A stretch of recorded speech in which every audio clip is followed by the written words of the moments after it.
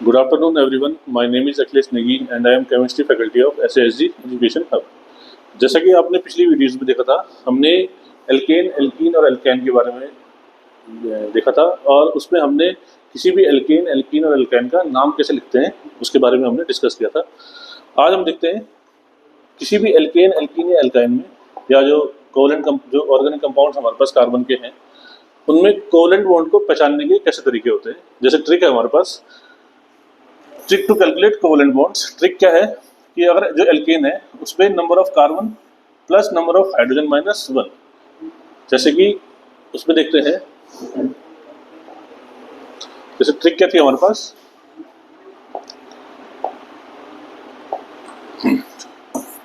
Trick थी number of carbon plus number of hydrogen -1। तो कोई भी एक एल्केन ले लेते हैं, जैसे C4H10 हमने लिया। इसमें देखते हैं नंबर ऑफ कार्बन कितने हमारे पास, नंबर ऑफ कार्बन 4 है, number of hydrogen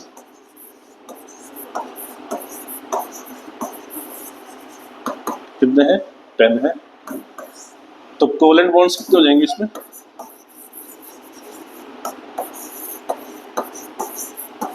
covalent bonds हो जाएंगे number of carbon 4 plus 10 minus 1, इसका मतलब कितना हो गया 13।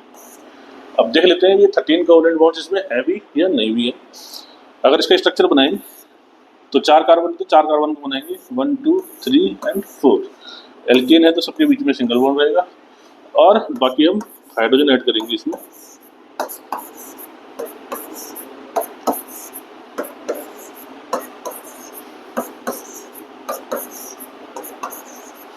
अब देखते हैं इसमें कोवेलेंट बॉन्ड्स हैं कितने। जहां से स्टार्ट करते हैं 1 2 3 4 5 6 7 8 9 10 11 12 और यहाँ से भी हमारे पास 13 आया और यहाँ से भी हमारे पास 13 आ गया। इसका मतलब ठीक बिल्कुल सही है कि जो किसी भी एल्केन में जो नंबर ऑफ कोवेलेंट बॉन्ड्स होती हैं वो number of carbon plus number of hydrogen -1 होती हैं। आप चाहे तो इसका स्क्रीनशॉट भी ले सकते हैं। चलिए अभी देखते हैं आगे, अगली ट्रिक देखते हैं हम एल्कीन्स के लिए। एल्कीन्स के लिए जो ट्रिक होती है, एल्कीन्स के लिए क्या ट्रिक होती है कि number of carbon plus number of hydrogen, number of carbon plus number of hydrogen. इसके लिए देखते हैं अगर हम एल्कीन के लिए, एल्कीन के लिए अगर ट्रिक देखें तो क्या होता है, number of carbon plus number of hydrogen. अब कोई भी एक एल्कीन लेते हैं, जैसे मान लो हमने लिया C6H12, तो ट्रिक के थ्रू निकालेंगे नंबर ऑफ कार्बन कितने इसमें 6, नंबर ऑफ हाइड्रोजन कितने 12, मतलब कोवेलेंट बॉन्ड्स कितने होने चाहिए 18। स्ट्रक्चर से देखते हैं, 6 कार्बन है हमारे पास 1 2 3 4 5 6। अब क्योंकि ये एल्कीन है तो कहीं ना कहीं पर डबल बॉन्ड होगा, मान लेते हैं कि डबल बॉन्ड यहाँ पर है। उसके अलावा हम सारे इसमें हाइड्रोजन ऐड करेंगे कार्बन की वैलेंसी के अकॉर्डिंग। कार्बन की वैलेंसी 4 होती है, यहाँ पर इस कार्बन की 2 बॉन्ड पहले से एग्जिस्ट कर चुकी है, इसका मतलब हमें 2 हाइड्रोजन यहाँ पर लगाना है, एक इनके बीच में सिंगल बॉन्ड रहेगी। अब यहाँ अगर देखेंगे तो इस कार्बन के लिए 3 बॉन्ड पहले से बन चुकी है, एक हाइड्रोजन से काम हो जाएगा हमारा।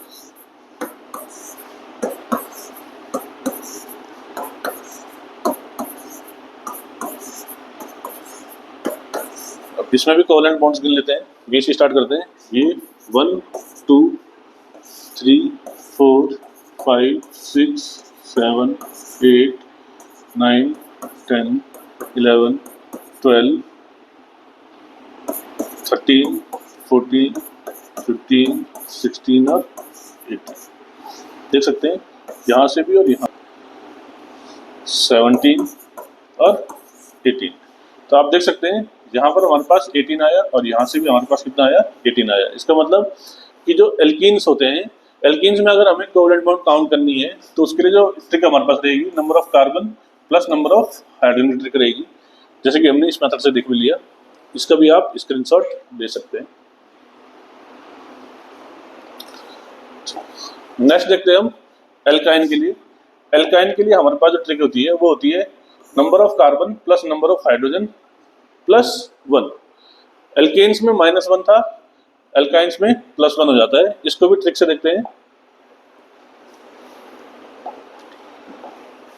जो एल्काइंस है, एल्काइन के लिए हमारे पास जो ट्रिक रहती है वो होती है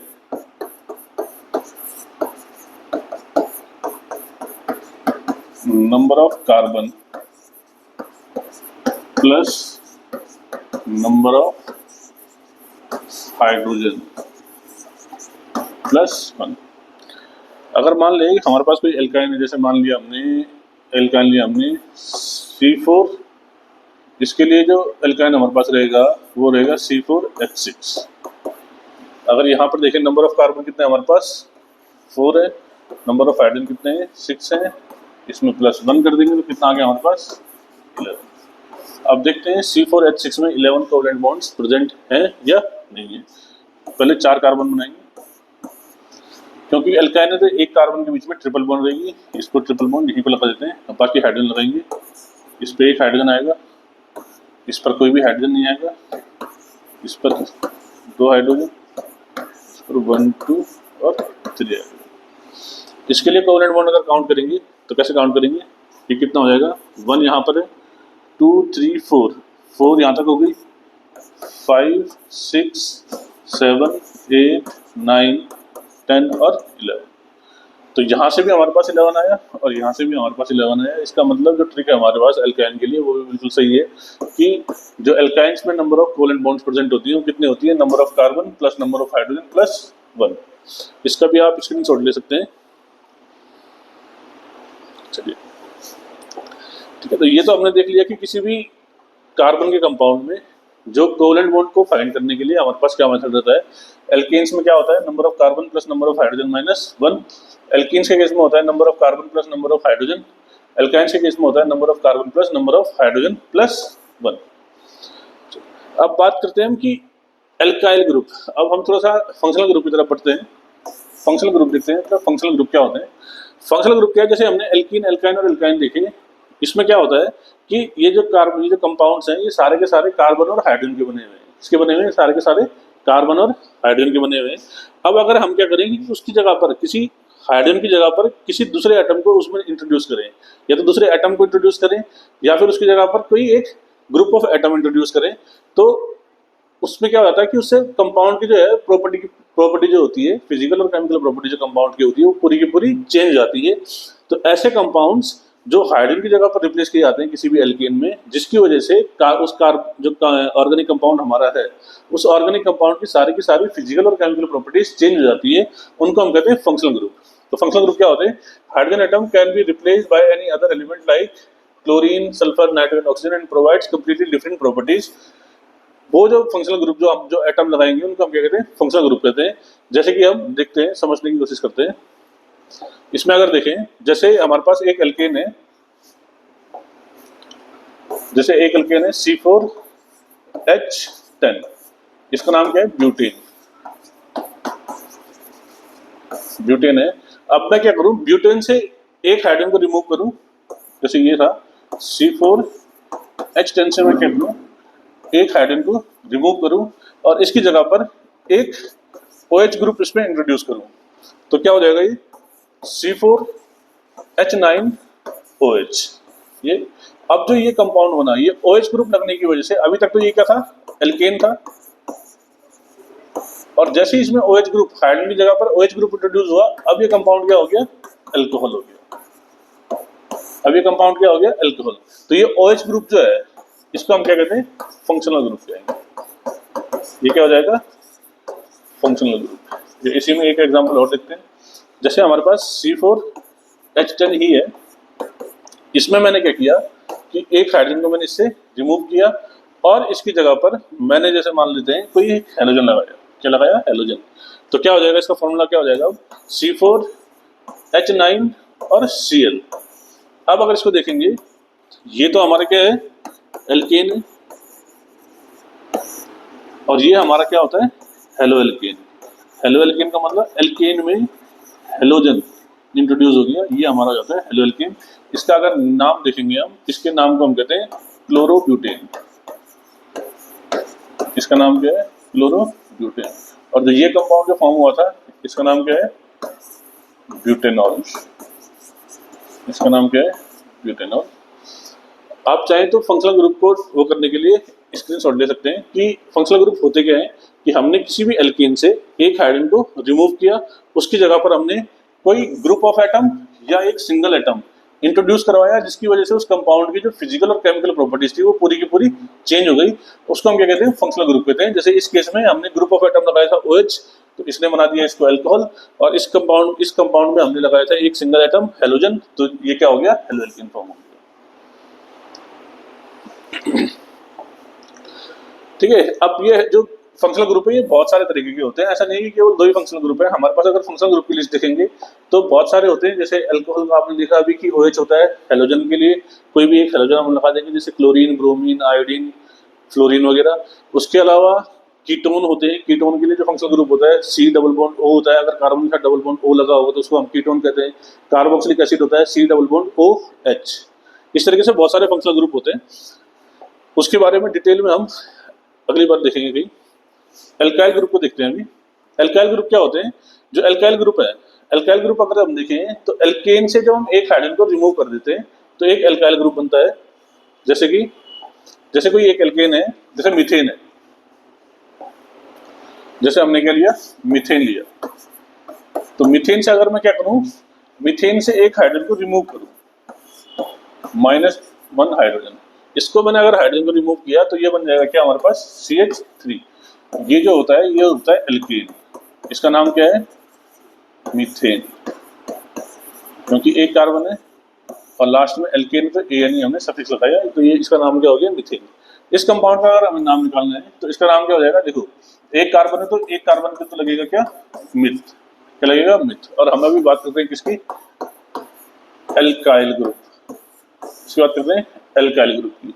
और सफिक्स क्या लगेगा, देखो अगर तो हाइड्रोजन तो हम सफिक्स लगाते हैं ANE, लेकिन हाइड्रोजन तो वहां पर 3 है तो सफिक्स लगाना पड़ता है हमें क्या, YL। तो इसको हम कहते हैं मिथाइल ग्रुप। क्या कहते हैं इसको, मिथाइल ग्रुप। तो एल्काइल ग्रुप क्या होते हैं, बेसिकली जब किसी भी एल्केन से हम एक हाइड्रोजन को रिमूव करते हैं तो हमारे पास एक कंपाउंड है, उसको हम कहते हैं एल्काइल ग्रुप, जैसे C2H6। इसका नाम क्या होता है, इथेन, क्योंकि 2 कार्बन है तो एल्केन तो सफिक्स आ गया हमारे पास ANE। इससे हमने क्या किया, माइनस हाइड्रोजन किया और क्या बन गया, C2H5। अब देखेंगे इसका नाम, 2 कार्बन है तो इथ तो आएगा ही आएगा। अब क्योंकि एक हाइड्रोजन रिमूव कर दिया तो इसका मतलब ये एल्काइल ग्रुप बना है, तो सफिक्स क्या लग जाएगा, YL। तो ये क्या बन जाएगा हमारा, इथाइल ग्रुप। क्या बन जाएगा, इथाइल ग्रुप। तो बेसिकली अगर हम एल्काइल ग्रुप को देखें तो एल्काइल ग्रुप क्या होते हैं, एल्काइल ग्रुप्स होते हैं, alkyl groups are formed when one hydrogen atom is removed from an alkene। अगर इसकी डेफिनेशन अगर आप देखेंगे तो इसकी डेफिनेशन क्या आती है, इसकी डेफिनेशन क्या आती है कि जब हम क्या करते हैं, जब हम एक एल्केन से एक हाइड्रोजन को रिमूव करते हैं तो जो फॉर्म होता है वो क्या होता है, वो एल्काइल ग्रुप फॉर्म होता है। आप चाहे तो इसकी एक स्क्रीनशॉट ले सकते हैं।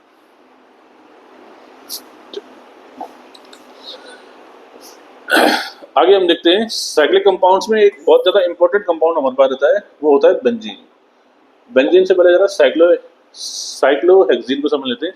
बेंजीन और साइक्लोहेक्सीन, देखो बेंजीन का जो केमिकल फॉर्मूला है, बेंजीन इसका केमिकल फॉर्मूला होता है C6H6। इसका स्ट्रक्चर कैसा होता है, ये होता है इस तरीके से,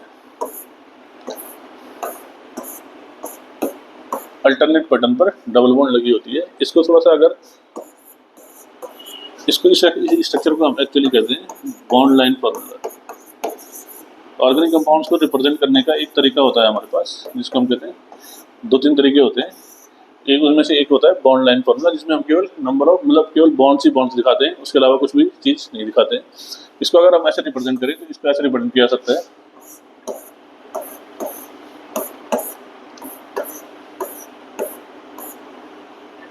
एक हाइड्रोजन सबके साथ,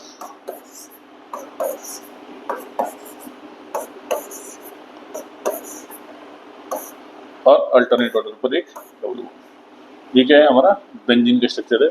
और एक इंपॉर्टेंट ऑर्गेनिक कंपाउंड हमारे पास रहता है बेंजीन।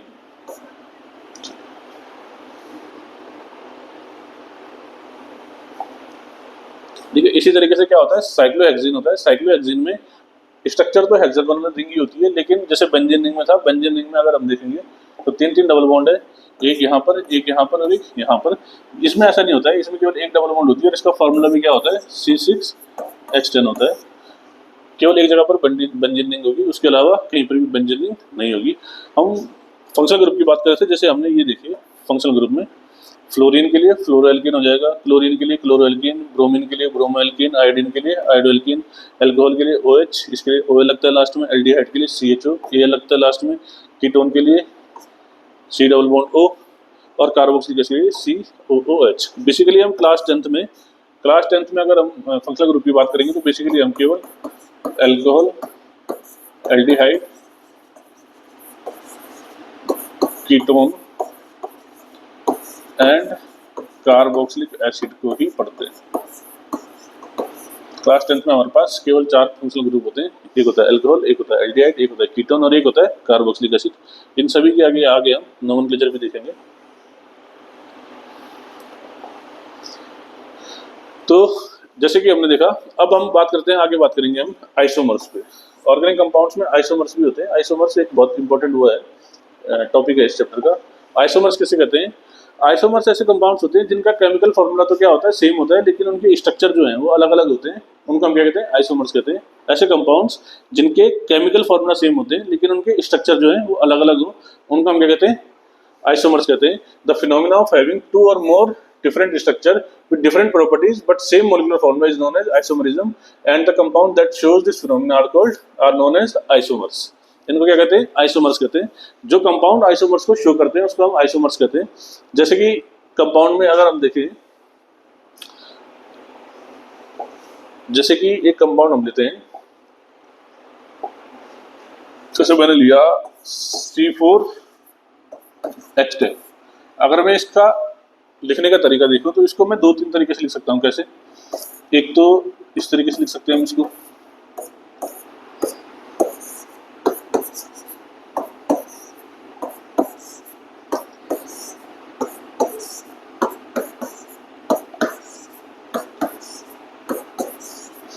और दूसरा तरीका जो है मेरे पास इसको लिखने का वो ऐसा हो सकता है।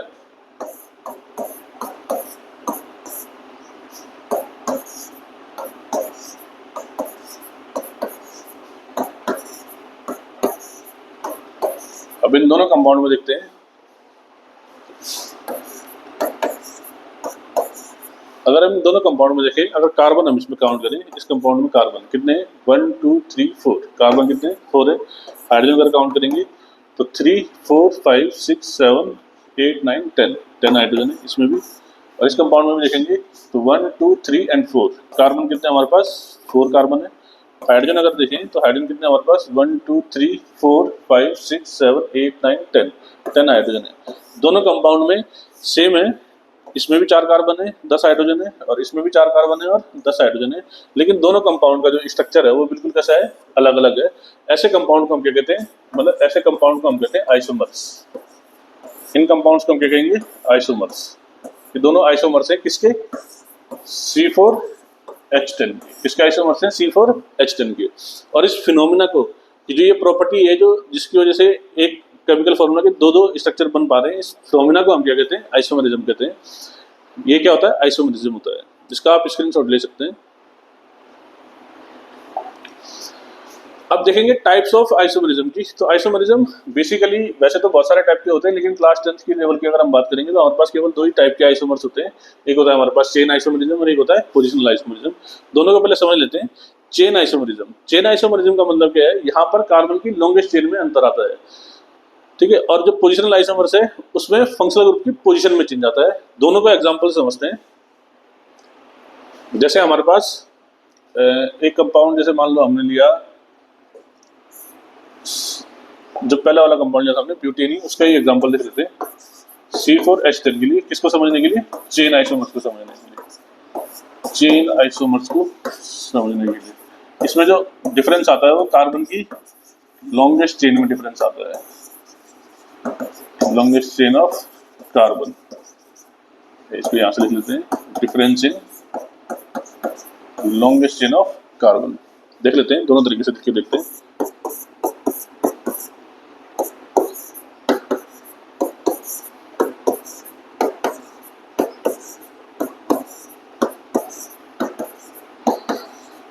एक तो ये हो गया हमारे पास और एक हो गया हमारे पास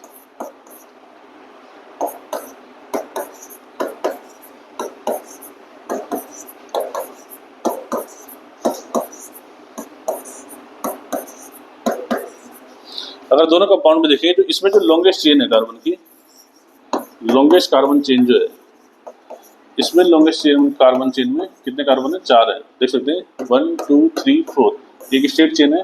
और इसमें लॉन्गेस्ट कार्बन चेन में कितने कार्बन है, 4 कार्बन है। इसमें अगर देखेंगे लॉन्गेस्ट कार्बन चेन अगर देखेंगे हम तो ये वाली है। इसमें कितने लॉन्गेस्ट चेन जो है वो कितने कार्बन की है, वो 3 कार्बन की है। तो यहाँ पर क्या है, देखो कंपाउंड का मॉलिक्यूलर फॉर्मूला सेम है बिल्कुल। इसका भी C4H10 है और इसका भी कितना है, C4H10 ही है। लेकिन यहाँ पर जो लॉन्गेस्ट कार्बन चेन है इसमें कार्बन 4 है और इसमें जो लॉन्गेस्ट कार्बन चेन है इसमें कार्बन 3 है। तो ऐसे कंपाउंड्स जिनके मॉलिक्यूलर फॉर्मूला तो सेम होते हैं लेकिन उनकी जो लॉन्गेस्ट कार्बन चेन है उनमें डिफरेंस आ जाए, उसको हम क्या कहते हैं, चेन आइसोमरिज्म कहते हैं। ये क्या हो जाता है, चेन आइसोमरिज्म। इसी में हम अभी आप चाहे तो इसका स्क्रीनशॉट ले सकते हैं। इसके बाद हम इसमें पोजिशनल आइसोमर शो करेंगे। इसी में हम देखते हैं इसका पोजिशनल आइसोमरिज्म। पोजिशन आइसोमर्स का मतलब क्या है, जैसे कि नाम से भी हमें पता चल रहा है, यहाँ जो डिफरेंस आएगा, किसमें डिफरेंस आएगा, difference in position of functional group, position of functional group. Functional group की पोजीशन में यहाँ पर चेंज आएगा। जैसे कि एक कंपाउंड लेते हैं हम, जैसे मैंने लिया C4H9OH। अगर इसको देखेंगे तो क्या है, ये ब्यूटेनॉल। दोनों कंपाउंड का स्ट्रक्चर बना के देखते हैं। सी है C, यहाँ पर हम लगा देते हैं इस पर OH,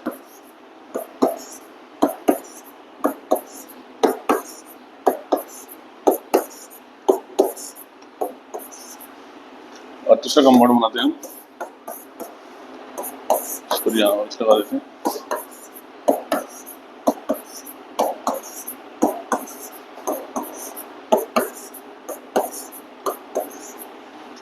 इन दोनों कंपाउंड को देखते हैं। देखो यहाँ पर भी लॉन्गेस्ट कार्बन चेन में 4 कार्बन है। मॉलिक्यूलर फॉर्मूला दोनों का बिल्कुल सेम है, C4H9OH। इसमें भी C4H9OH और उसमें भी C4H9OH। यहाँ पर जो है, जो OH ग्रुप लगा हुआ है, जो ये OH ग्रुप है, ये फर्स्ट कार्बन पर है। कौन से कार्बन पर है, फर्स्ट कार्बन पर। तो इसकी वजह से इसका नाम क्या है, ब्यूटेनॉल, या फिर हम लिखते हैं ब्यूटेन 1ऑल। ये 1 क्या दिखा रहा है, इसकी पोजीशन दिखा रहा है कि जो ओल या जो OH ग्रुप लगा हुआ है वो कहाँ पर लगा है, फर्स्ट कार्बन पर लगा हुआ है। इस पे अगर हम देखें, इस कंपाउंड की अगर हम बात करेंगे, इस कंपाउंड पर जो OH ग्रुप लगा हुआ है वो सेकंड कार्बन पर लगा हुआ है। ये फर्स्ट कार्बन है, ये सेकंड कार्बन है। सेकंड कार्बन पर OH ग्रुप लगा हुआ है। इस कंपाउंड का जो नाम होगा वो होता है ब्यूटेन 2ऑल। इसका मतलब क्या है, ये 2 क्या दिखा रहा है, ये 2 दिखा रहा है इस OH ग्रुप की पोजीशन कि इसका मतलब ये है कि जो OH ग्रुप लगा हुआ है वो सेकंड कार्बन पर लगा हुआ है। तो आप क्लियरली देख सकते हैं कि यहाँ पर जो फंक्शनल ग्रुप की जो पोजीशन है उसमें डिफरेंस दिख रहा है। एक कंपाउंड में तो फंक्शनल ग्रुप फर्स्ट कार्बन पर लगा है और एक कंपाउंड में फंक्शनल ग्रुप सेकंड कार्बन पर लगा हुआ है। तो ऐसे आइसोमर्स जिनके में क्या होता है, कंपाउंड का मॉलिक्यूलर फॉर्मूला तो बिल्कुल सेम होता है, कार्बन की लॉन्गेस्ट चेन भी बिल्कुल सेम होती है, लेकिन जो फंक्शनल ग्रुप की जो पोजीशन है उसमें डिफरेंस आ जाए उसको हम क्या कहते हैं, पोजिशनल आइसोमर्स कहते हैं। उसको हम क्या कहते हैं, पोजिशनल आइसोमर्स। ये दोनों तो आइसोमर हैं और इस फिनोमेना को हम क्या कहते हैं, पोजिशनल आइसोमरिज्म कहते हैं। आप चाहें तो इसका स्क्रीनशॉट ले सकते हैं।